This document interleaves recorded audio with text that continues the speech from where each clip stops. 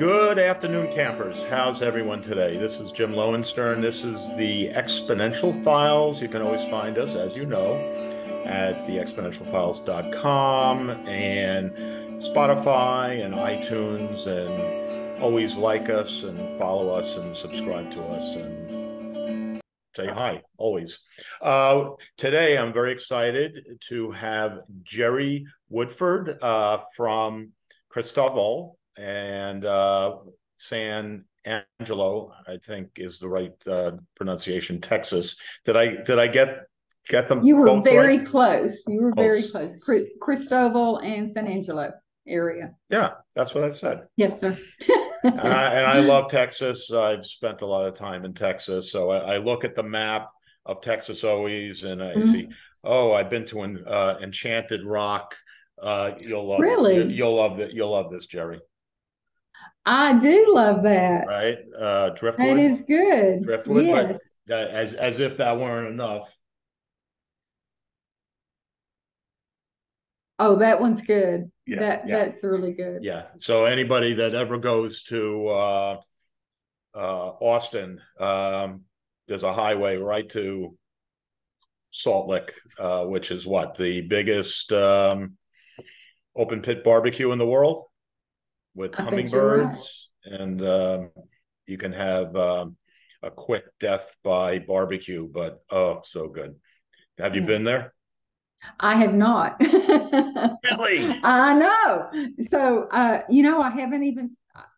I think I have to put it on my bucket list. So Okay. there you So my suggestion is, for a weekend, you go climb. Have you climbed I Enchanted Rock? have. Okay, so you've Yes. been to Yes. Fredericksburg, Oh, yes. and Often. there's a nice little bed and breakfast there, Yes. and Yes. there's a restaurant there with the great Wiener Schnitzel or whatever. I just Hmm. had the There greatest is. meal, And and good then beer. Yes. the next day for lunch or brunch, whatever, go out to Driftwood. Yeah. That's a good idea. So let's talk about real estate and Sure. EXP. And you're quite entrepreneurial. I know you had your own real estate office, physical office, before joining EXP. And most people think of EXP, if they know about it at all, they go, okay, cloud based. It's all online. There's no physical offices. I have a physical office, and from what I understand, you do too. I have one. Yes, I do. I find it useful for my team. I find it useful, and because I don't live in San Angelo, yet that is where the majority of our work is performed. It's beneficial to me. Okay. Can you imagine operating your business without it? I did operate a business without it for a time. Um, when I was before I started actually building my brokerage, I was an agent I was a farm and ranch agent for 9 years. I became a broker. Did you My say ranch agent? Yes, sir. Yes, sir. What does that mean? Tell us. Farm and ranch. Farm and ranch means that I sold primarily rural properties. I rarely sold a home. I would sell a home if the land came with a home, but mostly I was involved in uh, ranch land, and that's acreage. That can be many things. It can be producing, which is usually it can be crops, it can be livestock, cattle, sheep, and goats. It can be, uh, there are several things that can qualify. Anything that feeds the food chain usually requires acreage. And that was the field that I was very comfortable in because I came from the hunting background. And hunters love to own acres. So that's Okay. kind of how I got involved. And when you're buying all that acreage in Texas, or was it outside of Texas as well? I'm not licensed outside of Texas. Okay. Um, Yes, I'm How only large licensing a six. territory did you cover? Did you cover the entire state? Well, I do not. I'm not familiar with a couple of areas. I'm not familiar with as far west as El Paso. I'm not familiar with uh, far east, which would be the coast. I did spend about 20 years in East Texas. I'm very familiar with East Texas. I'm from North Central Texas, which is the Fort Worth, Denton, Dallas area. Those areas are comfortable for me to practice in. The Panhandle of Texas, I've hunted there a good bit. That's pretty comfortable for You me. don't strike me as a hunter. What are you hunting, Really? Jerrie? Oh my goodness, you would love my office. I hunt the last thing I probably harvested was an elk. That was out of New Mexico. He is on my wall. So anyway, but I started hunting whitetail, and that I've also hunted exotics. I've hunted antelope, which is a pronghorn. That Have would you been to be. Africa? I have not. I have not. I would love. I think I would love to.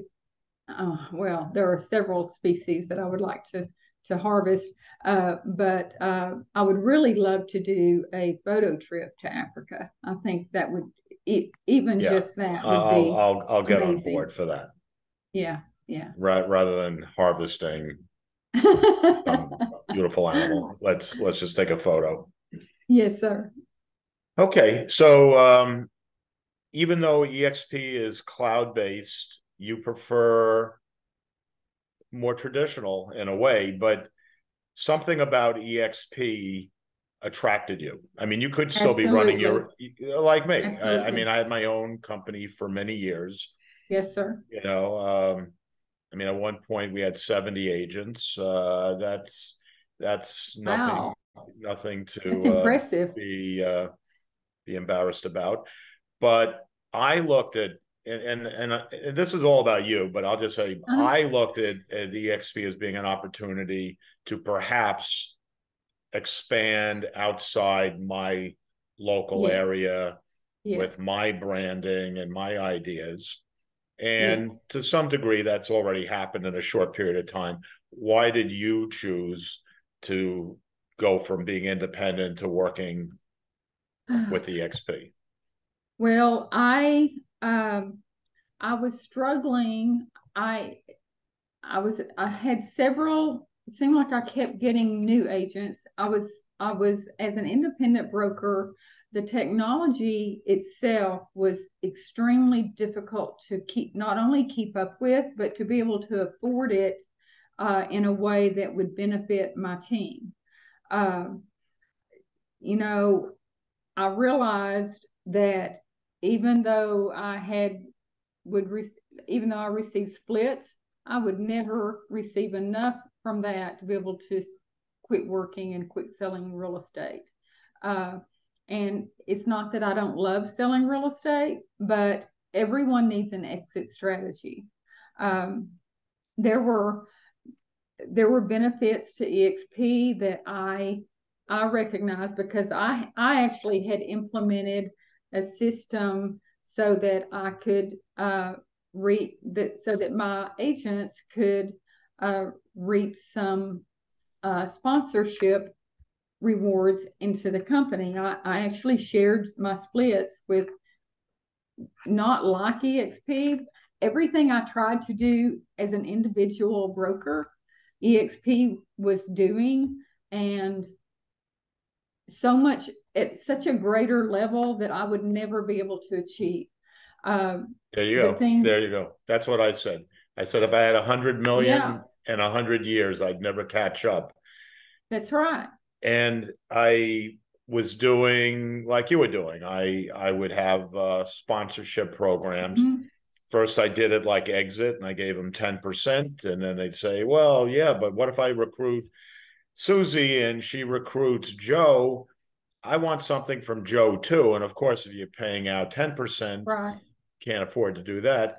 So then I looked at EXP's breakdown and I go, okay, well, you come in, you get 3.5, and then the next level you Right. get 4. But EXP has really figured it all out. And Yes. and if for any reason you really scaled your independent company and had, like, I had 70, but they didn't all recruit each other. I recruited Right. most of them. But if they all started to recruit more and more agents, then you have to have the software to run it. Then you Exactly. have to have the bookkeeping in place. That's And right. I just thought, you know what? EXP does the unfun stuff. You Yes, know, they do. I They I can do. grow, they can grow, everyone's happy. Yes. And they absolutely, I love the fact that that agents that I sponsor into EXP have the opportunity to excel greater than I do, or as great as I do, or better. And the first, when And I you first, want them to. I You want want them you to. want that superstar with That's them right. That's right. And I because they'll want, attract more agents. yes, yes. And if you've ever, so the first week that I joined EXP, I went to a leadership conference in Plano. I had already scheduled it before in part of my research. Uh, I had never been in a room with 500 agents that every person wanted the success of everyone in that room. It was amazing and absolutely It's unique. life-changing. Yeah, Yes, yeah. yes. And So, and you bring up Keller Williams, perfect example. As great a company as they are, it's not publicly traded. no, Their agents are not awarded stock in the company. In no. fact, do you have a subscription to Inman News? Did you see the news yesterday? I do not. Okay. I still get a lot of their things, but I'm not taking the Well, subscription. as of yesterday, the big news was they rolled back on their promise to their agents, Oh which no. I know. So Oh, my I have feeling friends in that is company. my my my word is more important than the money, Yes. because Yes. that's your reputation, and your That's right. reputation is your business. So Glenn Sanford, of course, started at Keller Williams and had a pretty Yes. large team and probably gets a nice monthly residual I'm check, sure. profit sharing check. And they've decided to roll back on all the agents that are no longer working at Keller Williams and are working for the competition. Oh So wow. EXP may be their number one target, but they said, whatever you got last month and whatever you expect this month, expect 5% of what you got last month. They rolled it from Wow. 100% to 5%. Oh my goodness. But if you come back to Keller Williams, all's forgiven and it'll be Of 100%. course. Of course. Yeah. Yeah, so yes, you can trust us now. Yeah, right. But from now on, you can trust us. That's what I mean. It's very, very, very, very slippery slope. Yes, sir. So I'm fascinated by the idea of selling ranches. I Yes, sold sir. real estate in Florida for a number of years, and Mm-hmm. I remember, and I was pretty much on the coast. I was in Palm Beach, sold a lot of condominiums, oceanfront, and stuff like that. Mm-hmm. But every now and then, I venture into the Western Yes, interior sir. and sell houses, not ranches. But I saw the Right. ranches, and you're talking barbed wire and rattlesnakes. It's Yes, a sir. whole different Yes, beast. sir. And That's and it. and I read some of your listings. So you got like a ranch right now. It's 300 acres Mm-hmm. for a little I over a do. million. Yes. And you talk, I mean, obviously you don't have sewer and water there. You, No. you're off grid. You It this provide this everything. property is off grid. I've got another new listing. Electricity is at least close, and water is there. It just needs to be installed. So it just varies. When You you know, say water. installed, does that mean a Well, pump the county or has a pipe. the county has installed water lines down the highway, Oh, so okay. it's a matter of just getting a water meter and hooking up into that system. So it's available. Okay. Which makes a huge difference. Yeah. We didn't used to have as much water as we do now rurally. We still have a lot of areas that are dependent upon water well systems. And we still, I mean, the ranch I live on, we're a complete water well. We've got several water wells, but all of our livestock, all of the wildlife, everything, myself, I'm dependent on a water well. What about electricity? You do have we have electricity. We don't have it all through the ranch.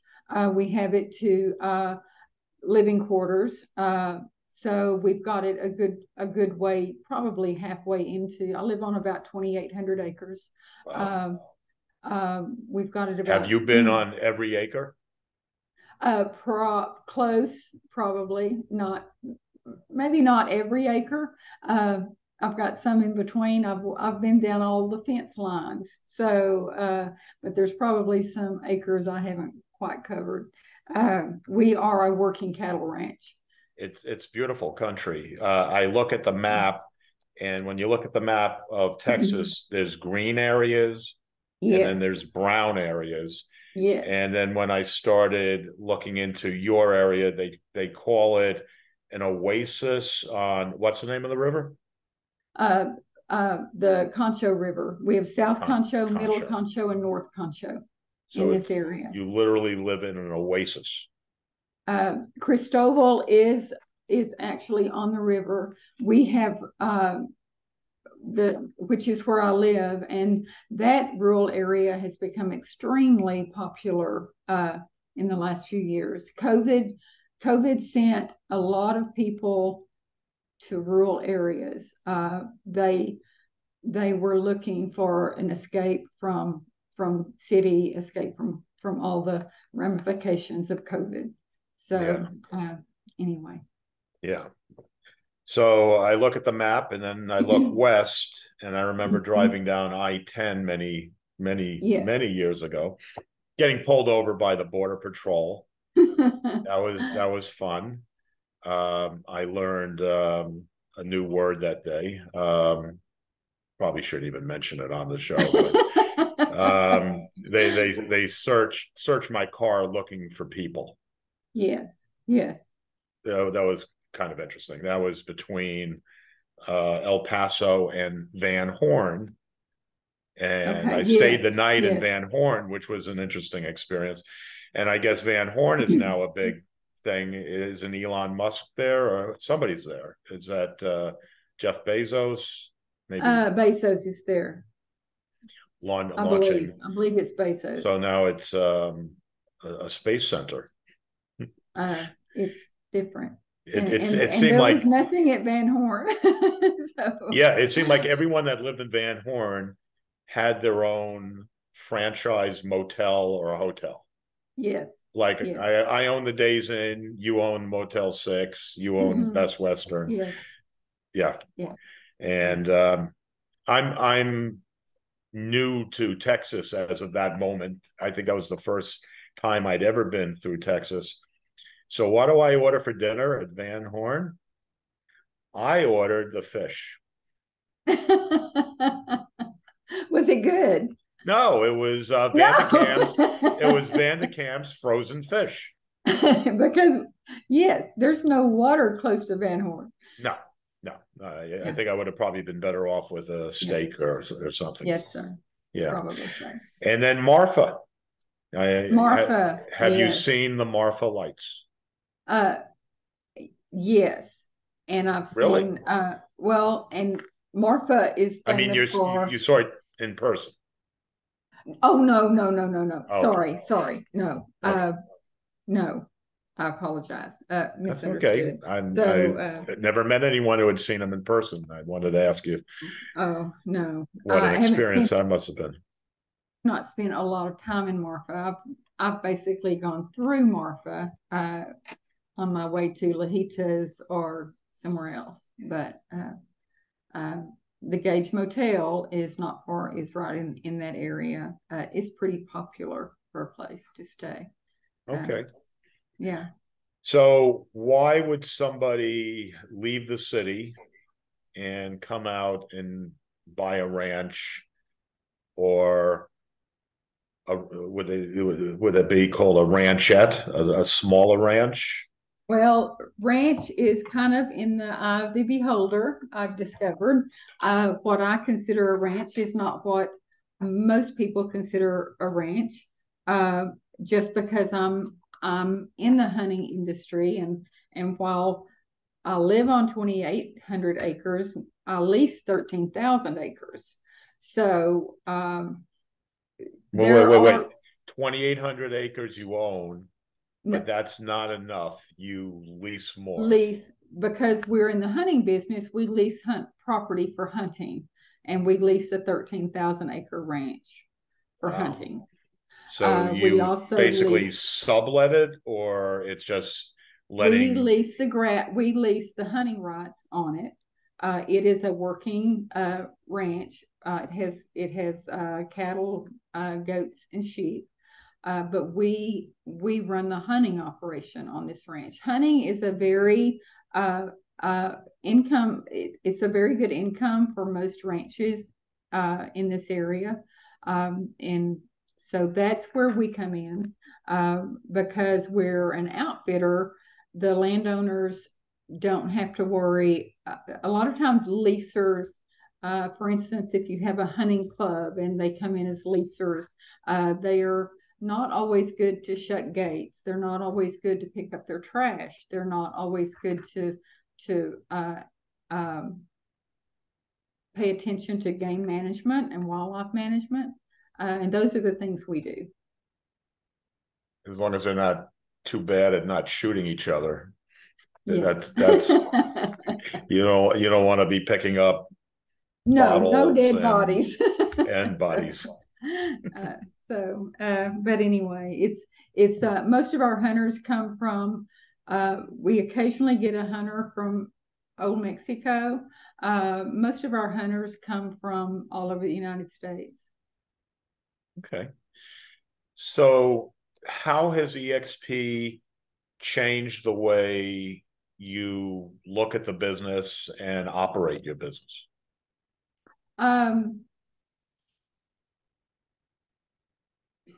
I don't know that it has changed the way I do my business. Okay, that's interesting.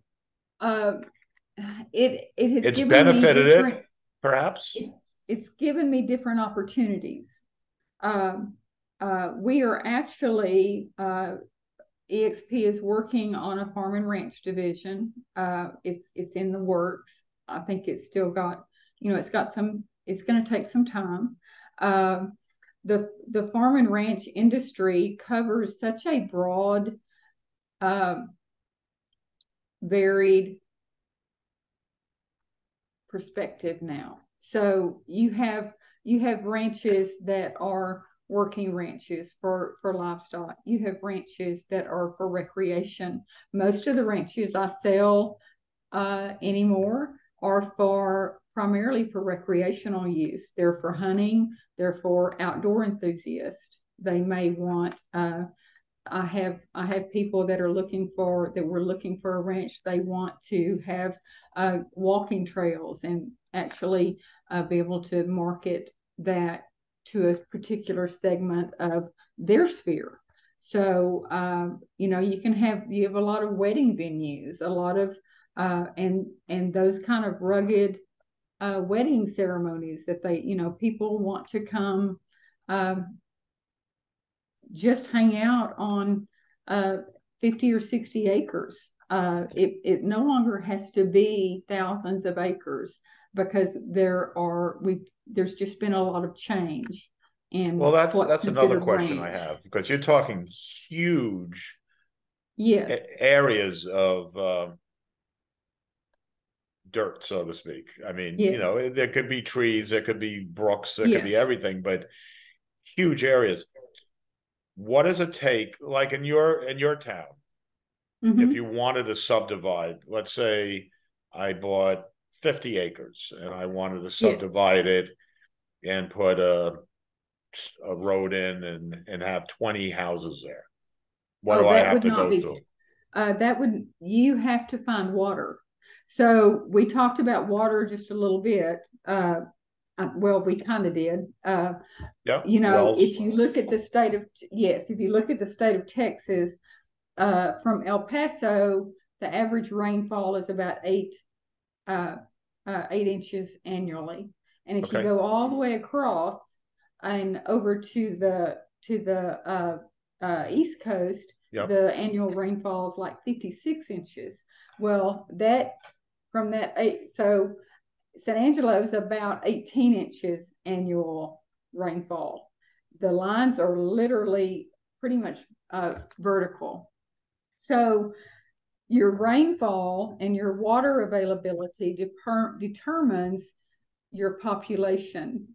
How many? So if you're going to subdivide property, the county will not allow permitting if there's not an adequate water supply. Okay. So you have to work with the government agencies. If it's in the city, you have to work with the city. And no one is like dug a well and there's so much water coming out. And wells are not, water is not available on all the ground. You know, you can't. That's another thing that a lot of people don't understand. You can't poke a hole. Yes, you can't poke a hole in the ground everywhere and have water. Water is very scarce in most areas. Is it getting worse, or it has always been this way? It's always been this way, but it is probably worse. I would say part of that is because we do have. When I moved here to this area of Texas in '94, Cristobal had a very small population and no subdivisions on the exterior. There was nothing between San Angelo and Cristobal except ranches and large ranches. Since that time, we have many subdivisions, and those subdivisions are the number of tracts are determined by the water amount that's available. So once you may have a 20 or a 50 acre tract and there's one water meter available.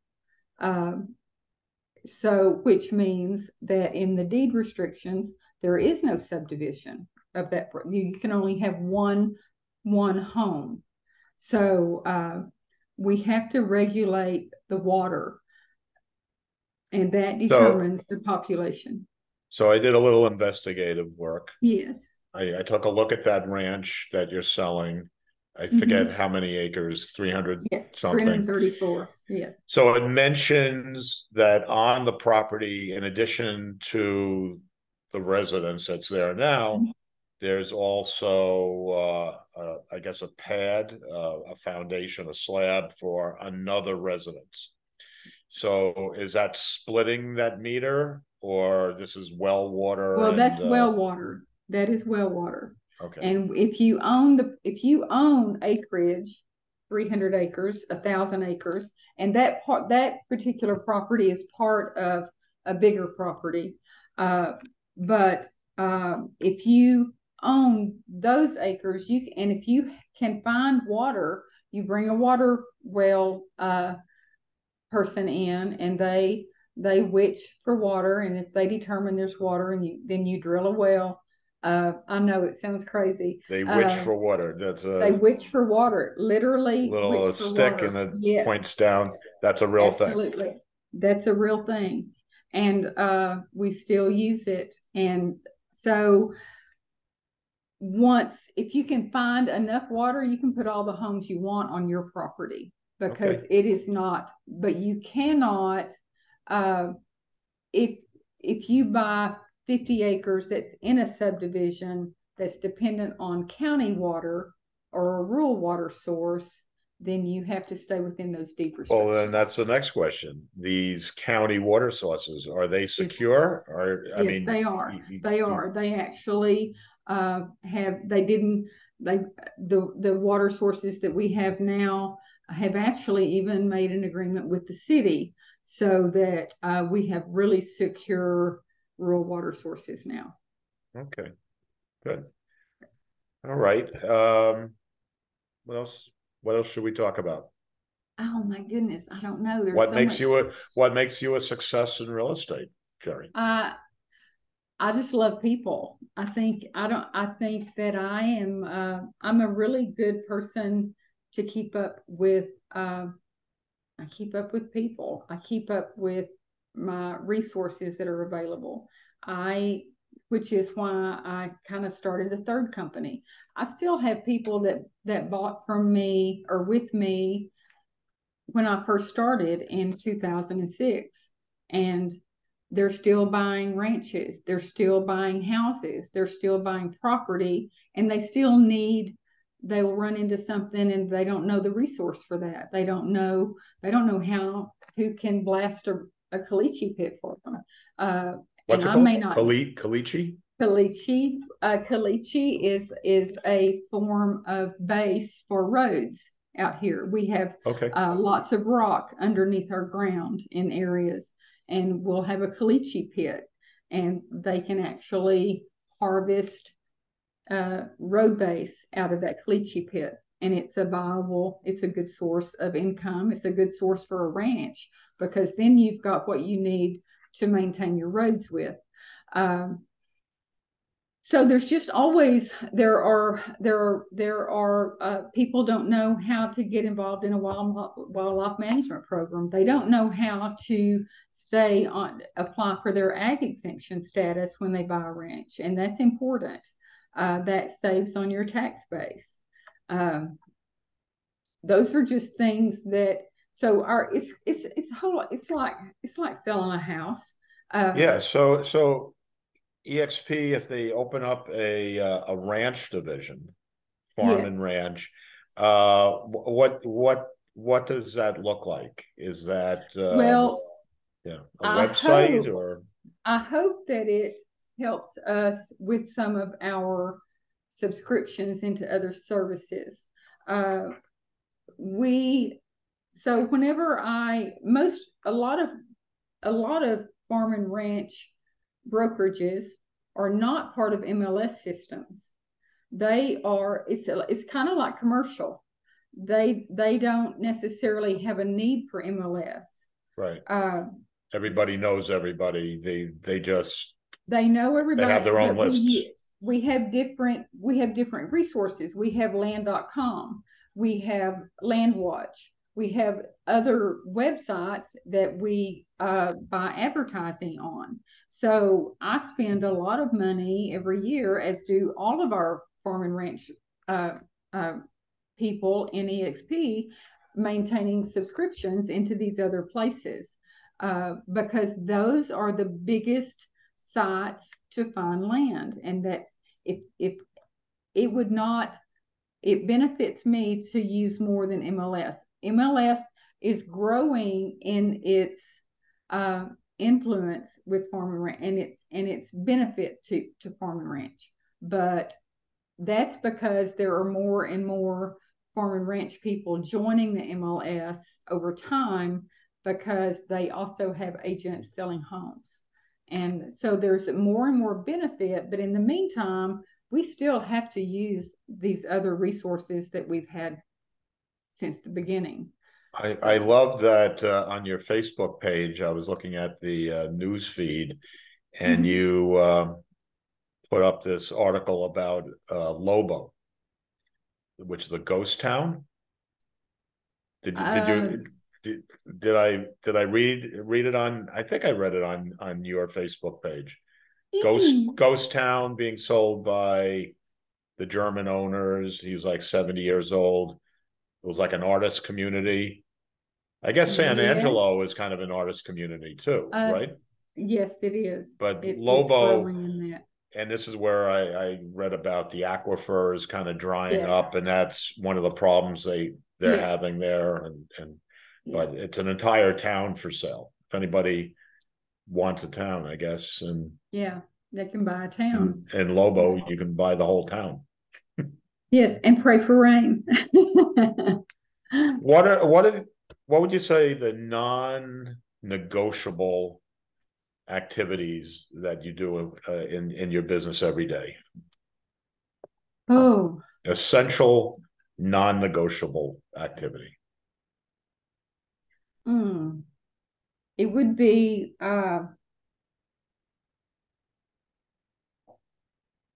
it would always be talking to people, people in my sphere, people in my community. It's always going to be that's our biggest resource. People are our biggest resource in any industry. Relationships with those people. Relationships. You're not waiting for the phone to ring. No. I hope that phone rings. No, that's stupid. It is not people. Going to ring. It yeah. Rarely does. That's right. That's right. Which is another, as we're getting close to the end of the show, this market has changed. I mean, you've been in the business for a while. Yes. Obviously, people have low interest rate mortgages. They're not moving. They're married to that rate, and they don't want to move. Less inventory on the market. Yes. And then the buyers have to deal with, interest rates that are much higher than they were even a year ago. How's that affected your business? And is there anything that you've done to sort of change the outcome, to step around the problem and make it a benefit? Well, first of all, any decision made out of fear is the wrong decision. So I try to educate my buyers when we start talking about the interest rates. That may be a high interest rate, but they're also not having to fight over that property. That they're not going to lose as many deals. First, there's not as many, but even the ones we have, you're not going to have the competition over that property. And as long as they understand, in reality, our interest rates are not what they were, but they're also not 2018 interest rates. 2008 interest. We had such 1982 or 1982 or 1980. That's right. I think my first house I bought, my interest rate was over 10%, and I didn't even care. I mean, that was a normal interest rate. Our idea of what a normal interest rate has changed. Right. Right. I think my first property was over 9%, and then it went up 1/4 or 1/2% for the next property. That's right. It was still under 10, but I didn't think anything of it because I had what choice would I have? That's right. And then it doubled. It went to almost 20%. Yes. So there's a large part of my sphere that really they're not looking at the interest rates. I am blessed in that most of my it's a different mindset, and they either have cash or they have enough income. I have a lot of cash people. They'll pay down that note and absolutely refinance it and rates will come down. They're not going to keep going. And they will. So, and I don't think that they're going to go. I listen to Housing Wire a lot. I listen to, I know that NAR published some projections that seemed kind of high. I'm not sure that it'll get that. I don't think anyone knows for sure where they will go. I think we're going to have some word from Jackson Hole in the next week. Something. I think the Federal Reserve has something going on in Jackson Hole. Yeah. So we'll find out, but it can't go up much more because people are losing their jobs now, and there's more bankruptcies, and there'll be more foreclosures, and they'll finally understand that they killed the economy, and now they have to do something about it. And now they have to, that's right. So real estate is cyclical. everyone should know that. And what goes up will come down, and we'll keep moving. This And is a people really good should time to build your business. marry the property and Yes. date the rate. Yeah. So the rate will come down. You can refinance. That's right. So Jerrie, any questions Yes. I haven't asked that I should have asked? Goodness, I don't know what that would be. No. Are you happy with your decision to move your business to EXP? I love my decision to move. Every time I go to an event or a convention or a conference, I love it even more. So it is. It's. I think that EXP itself is a model that can't be beat. I think it is a model that absolutely wants nothing but good for everyone. And yeah, I haven't found a loop anywhere in construction. I'll ask one last question. So Yes. let's say that a competitor Mm-hmm. is going to say, "Oh, EXP, that's just an MLM. That's a multi-level marketing company. It's not really a real estate company." What would you say? What would you say to that person? That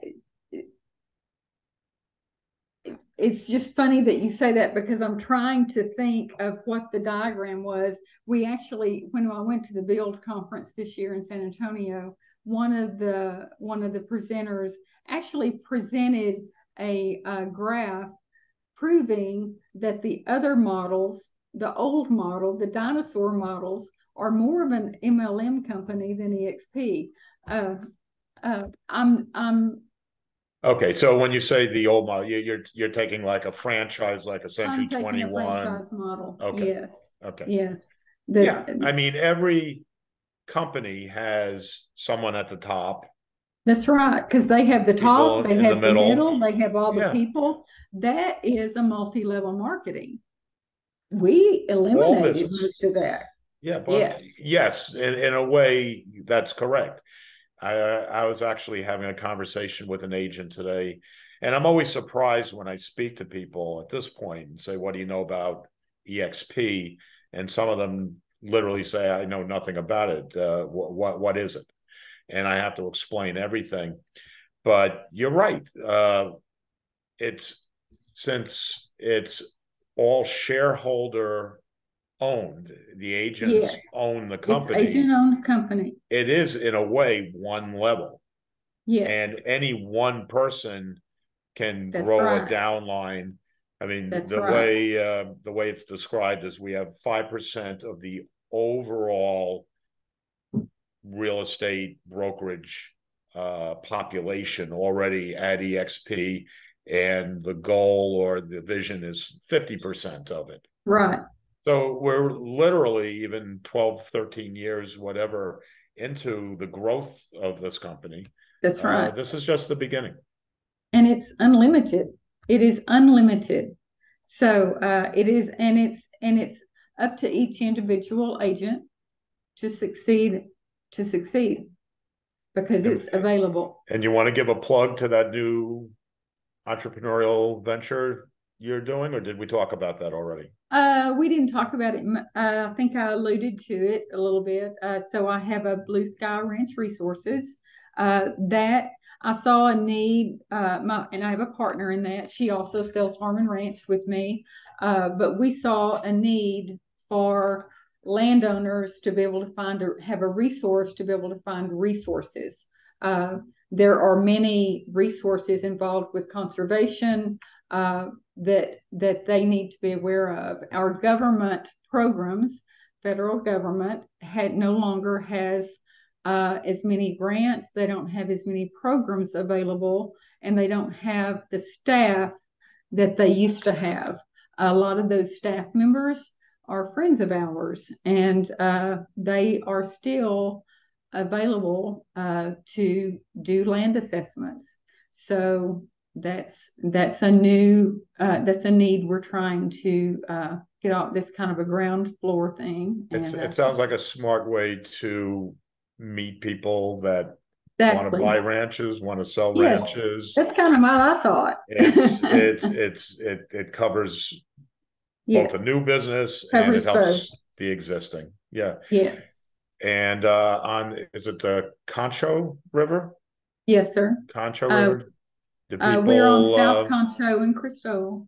do rafting where they Oh, uh we don't. We have different. We have three different rivers. They all intersect in San Angelo with South Concho and Cristobal. Yes, they can. People can float down the river for miles and miles on their little raft. I never did that. My friends in Texas were talking about it, and for some reason, I guess we got caught up in other stuff like Sixth Street, I think, in Austin and Yeah. Oh, stuff like yeah. that. Yeah. I have been there. So Wonderful city. Well, Jerrie Woodford from Texas and EXP, and this has been a great show.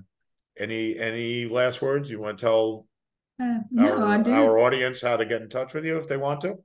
Uh, sure.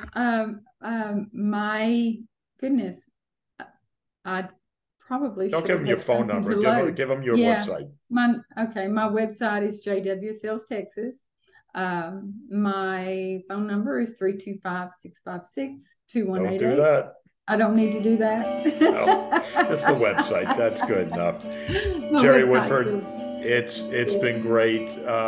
We're gonna have another show next week, God willing. And again, please subscribe and keep watching the Exponential Files. I'm Jim Lowenstern, and I hope everyone has a great week.